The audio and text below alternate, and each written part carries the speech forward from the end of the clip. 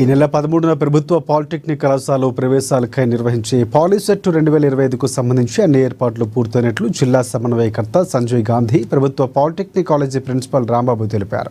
ఇందుకోసం పట్టణంలో మొత్తంగా 3 పరీక్షా కేంద్రాలు ఏర్పాటు చేసినట్లు తెలిపారు.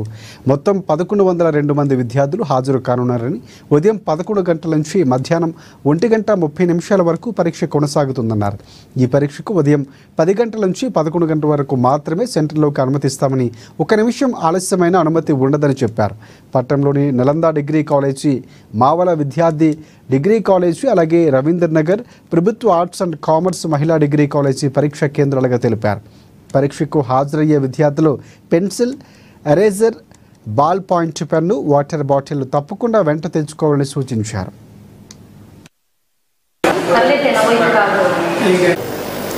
పాలిటెక్నిక్ కాలేజీలో ప్రవేశాల కొరకు పాలిసెట్ 2025 ఎంట్రన్స్ రేపు 13వ తారీఖు మన జిల్లాలో పట్టణంలో 3 సెంటర్లలో ఎంట్రన్స్ పరీక్ష నిర్వహించేందుకు అన్ని ఏర్పాట్లు పూర్తి చేయడం జరిగింది.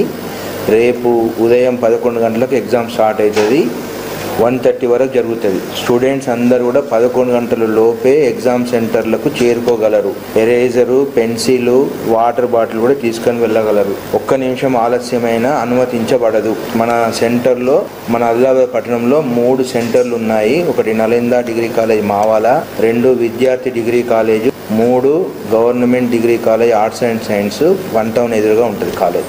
ఈ 3 సెంటర్లో కలిపి మొత్తము 1102 మంది విద్యార్థులు పరీక్షకు హాజరు అవుతారు.